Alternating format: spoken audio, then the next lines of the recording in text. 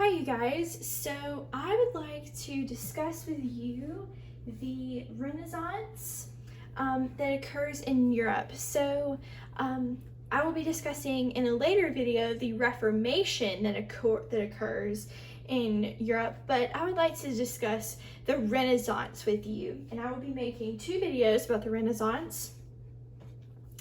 The first one will be about just the Renaissance, the way it begins, and then we will do the second Renaissance video on the Renaissance outside of Italy. So let's get started. So this is Europe in 1500. And this right here is the Holy Roman Empire in the yellow right here. This is France and Spain and England and Hungary and Lithuania, the Ottoman Empire. And right here in sections, so you have a section of the Holy Roman Empire, the Kingdom of Naples right here, as well as the Venetian Republic and the Papal States, which is where the Pope of the Catholic Church resides. So right here, this is Italy. Remember, this is the Italian peninsula. Remember, a peninsula has water on three sides, okay? So Italy is really what we would call the birthplace of the Renaissance. So during the Middle Ages, we talked about that sometimes the Middle Ages are called the Dark Ages because there was a lot of war, a lot of disease, a lot of death, right? Because you remember we had the Black Plague in the 1350s where millions of people, and a fourth of the population of Europe is wiped out. And so there was a lot of death and a lot of destruction, and there was not a ton of development of the arts. Now I want you to understand me, we do not talk about the development of the arts very much. There was development, okay? I don't want you to think there wasn't any. It's just there was not a ton that we talk about. And in comparison to the Renaissance has way more than the Middle Ages. So I want you to make sure you understand that. People wanted to celebrate their life and to celebrate the human spirit. The term Renaissance means rebirth in Italian, and it refers to the revival of learning and art. And this movement causes an explosion of art and writing and thought that lasts really roughly 300 years. So from 1300 to 1600 in Europe, right? Now it starts in Italy and then expands to other parts of Europe. The hope of these educated men and women was to bring back to life the culture of ancient Greece and Rome. So let's talk about Italy. Italy had some things going for it that made it really easy to grow the Renaissance. The first being that there are thriving cities. And during the Crusades, we briefly mentioned the Crusades in the last chapter. During the Crusades, trade really expands because we're traveling back and forth between European countries as well as Asian countries, and trade expands, and this helps to grow the city-states that are in northern Italy. Because of this trade and growth, there are many families who grow in wealth, and they are known as the wealthy merchant class. One example of these families would be the Medici or the Medici. I generally pronounce it Medici family. They were extremely involved in a lot of different things. They were involved in banking, they were involved in art, they were involved in politics, they were just involved in a lot of things. And the Renaissance scholars, we talked a second ago about that there was not a ton of development of the arts in the Middle Ages, and the reason that we really don't study those, particularly in regard to the Renaissance, is because Renaissance scholars really look down on the works that came out of the Middle Ages. So instead of studying the Middle Ages, they study the works of the Greeks, of the Romans. They look to the ruins of Rome that still exist today. One of the biggest ruins would be the Roman Colosseum, right? So studying the classics, when I talk about the classics, I'm referring to works that come out of Greece and Rome. Studying the classics led to Humanism, which is an intellectual movement that focused on human potential and achievement. Scholars sought to understand ancient Greek values. Humanists popularized the study of subjects that were common to classical education, such as history and literature and philosophy, and these become known as the humanities. So, good news, you're in a history class, so you're taking a humanities class. Isn't that good to know? All right. Humanists suggested that you could enjoy your life without offending God. Now, I want you to understand about the Renaissance and the phrase that I'm about to say, okay? The spirit of the Renaissance society was generally secular. That means that it was more worldly rather than spiritual, and they were more concerned with the here and now rather than the eternal reward, right? I want you to understand that religion is not simply gone from Europe, right, and from Italy. Religion is still very, very important, and the Catholic Church is still a very important institution in Italy during this time, right?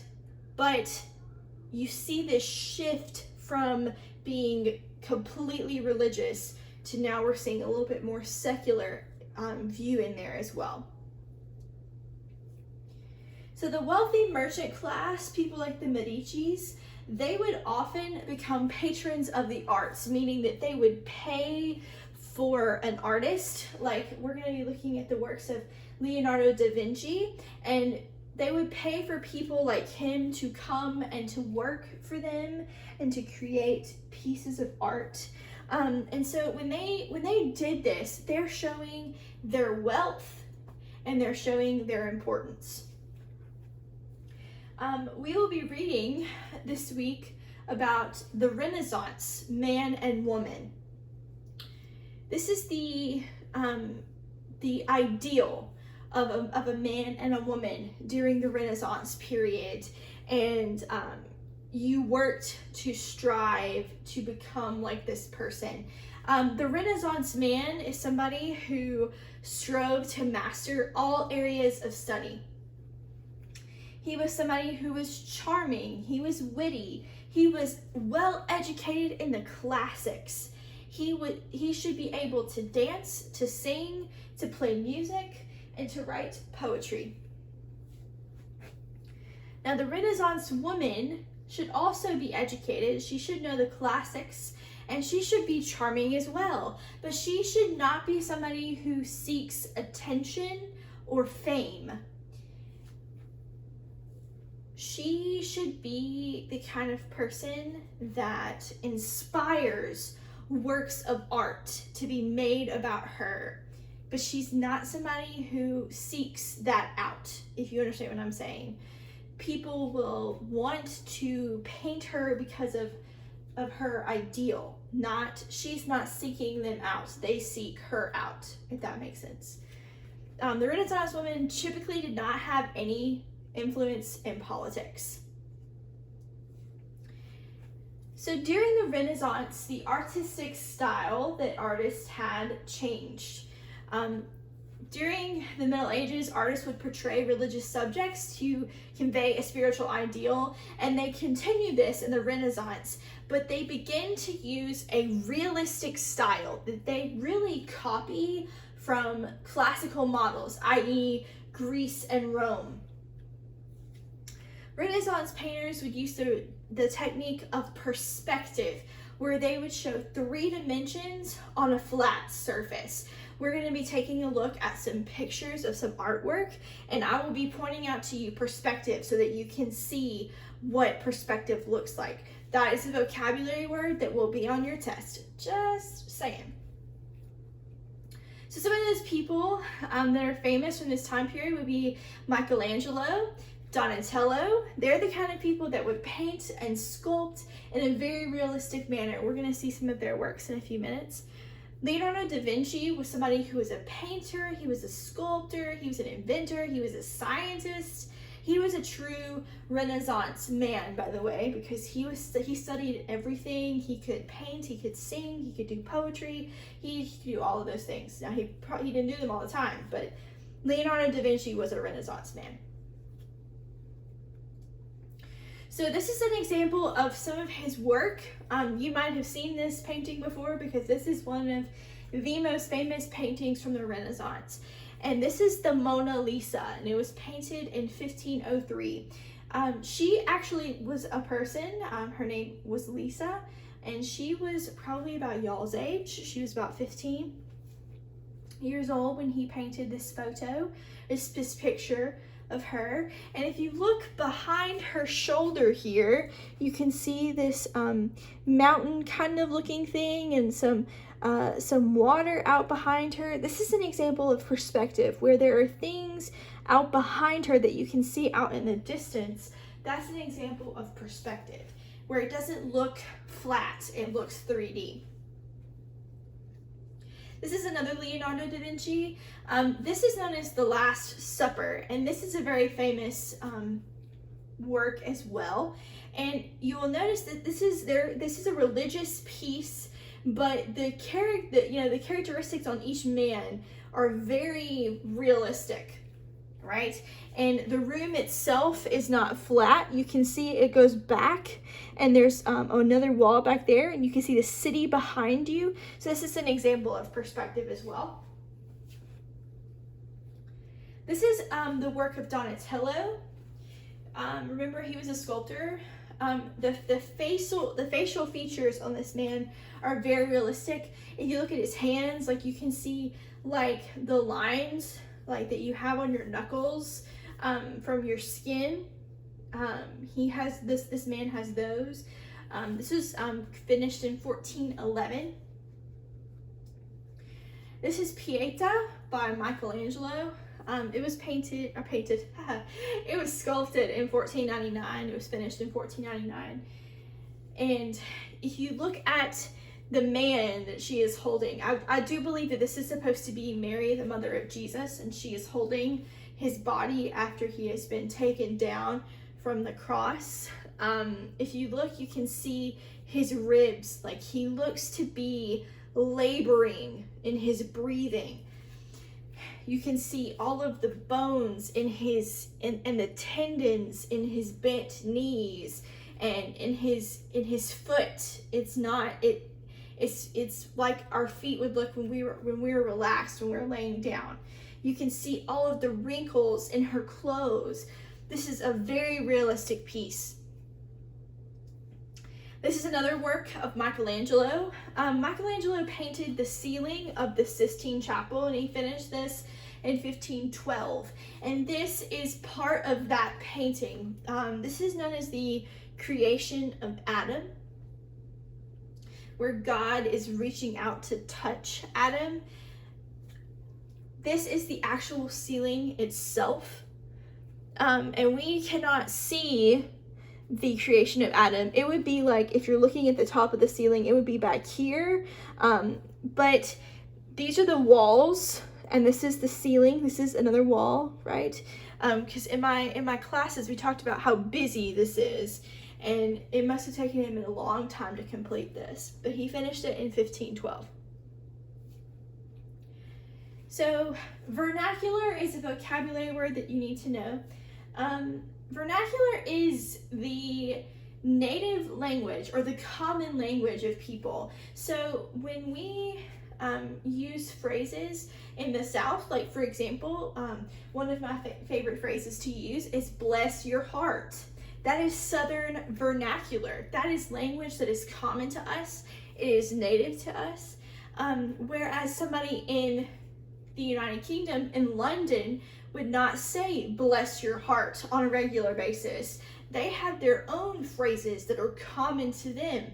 Vernacular is going to be extremely important during the Renaissance because writers use vernacular.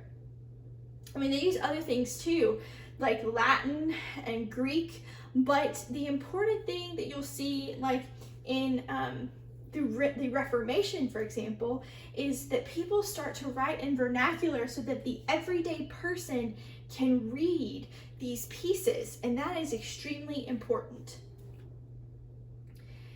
Renaissance writers write either for self-expression or to portray the individuality of their subject. One of those people is Francisco Petrarch. He was a humanist. He was the father of Renaissance humanism. He was a poet. He would write 14-line sonnets. Giovanni, you will learn throughout these videos that Miss Towns does not pronounce names very well because I am very Southern and I cannot get these Italian names, other names, period. I cannot do them well. So I will just do my best, and I'm going to call people by their whatever name that I can pronounce. And so I can pronounce Giovanni's first name. So Giovanni wrote a book called The Decameron, which was a series of stories that were very realistic and sometimes off color. Now, off color means off-putting, a little bit offensive. For example, the stories are told from the perspective of a group of young people who are between the ages of 15 and 20, who are in a villa, in a rural villa outside of Florence, they're trying to avoid the plague. So it's a little bit off-putting, right? Because it's a little bit funny, which it shouldn't be. All right, Niccolo Machiavelli. Machiavelli was a writer. His most famous work is The Prince, which will be on the test, just saying. This was published, it was written and published in 1513. He studies the activities and the way that humans behave. And when he does so, he focuses specifically on how a prince should rule, i.e. the prince. Okay? He examines how a ruler can gain power and keep it in spite of his enemies. To succeed in such a wicked world, a prince should be as strong as a lion and as shrewd as a fox. He might have to trick his enemies and even his own people to be in order to enact and to protect the good of the state.